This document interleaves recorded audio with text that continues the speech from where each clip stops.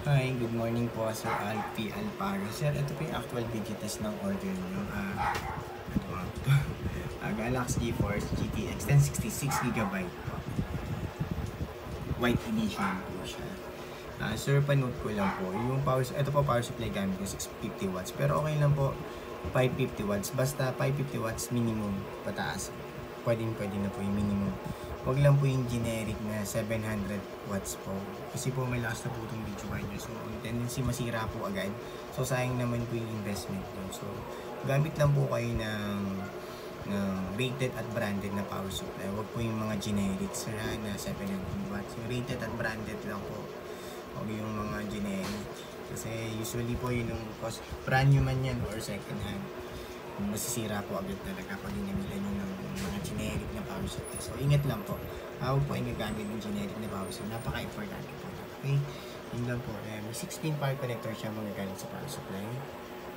Later po, papakita ko yung serial number tsaka yung mga warranty sticker. Yung warranty sticker po nakakabit, sir, bawal po alisin or bukulan para pag nagka-problema po. Papalitan po namin yung unit. Pero pag binuksan po yung video card, inalis yung mga warranty sticker po namin dyan. Void po yung warranty. Hindi ko namin accept yung warranty claims. Okay po? So, ito po yung per mic test natin. Time running yan. Yan, 6 minutes, 57 seconds na. Yung graph na yun. Napaka-smooth and stable lang po. Straight na straight lang yun. Ito po yung buong screen. Wala po kahit anong issue. Wala random start or random shutdown. Walang hang entries. Wala yung pong BSOE at car business display na lumataas. Napaka-smooth and stable lang po yun. So, guarantee na wala pong plug and play lang po yun. Time running na ulit. 7 minutes, 25 seconds na. I-close ko na po ito. Yung per mark na meron natin. Tapos ito yung MSI Afterburner software. Yan po yung reading niya. Tapos full details and specs po sa GPU.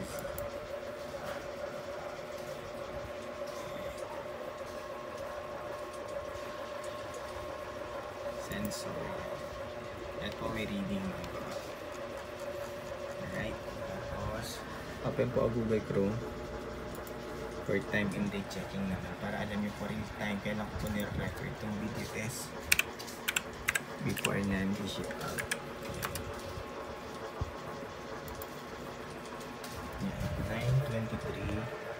9:25 AM Sunday, August 4, 2020 yung fire date and time natin yung real time before po na i-ship out. Okay, so yung tab lang each time na para dalawa po yung reference natin. Real time po yan. Kung ano po yung nandiyan, yan po yung time and date talaga. Yung nire-record po itong video before po na i-ship out. Okay, yan po. Same lang sila. Kung gusto nyo po i-double check yung website, ito po. Pwede nyo po puntahan yan kung legit or kung na-edit yan, or nadadaya yan. Pwede nyo po puntahan yan. Ito din po yung sa pwede nyo pong i-visit yung mga website na yan para ma-double check nyo po kung legit or kung hindi. Okay po, Sir Alpi Alparo. Yun lang po. Close ko nito and shut down.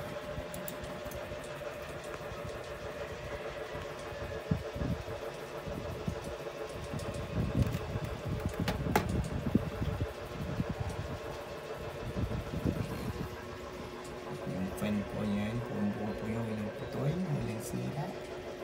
Okay. Sir, ulitin ko lang po. Rated at branded na power supply lang po yung mga brands ng Asus, MSI, Gigabyte, Corsair, Sonic, yung mga ganyan po niya brand. Para po hindi po masayang yung investment ko. Sayang din po kasi ang brand po masisira lang din agad. Kahit po brand nyo yan or second hand, kung hindi nyo po gagamit yung magandang power supply, masisira po agad. Okay?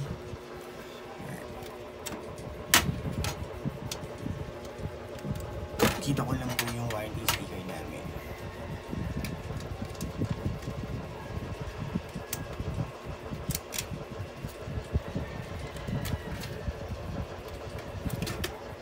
Ayan, sir. Yung serial number niya. Tapos yung warranty sticker. Dito na lang. Yan po yung nasa screw. Bawal po alisin yan. Yan. para po in case may problem, hindi po kayo magkakaproblema sa pag-clean. Palitan po namin yan or troubleshoot po namin. Ayan. Pero pag open po yan, binuksan po yung video card, hinalis po yung mga warranty sticker, void po yung warranty, lahat naman po ng store circle. So yun lang po, say thank you po, upload namin po sa YouTube. Thank you po, bye.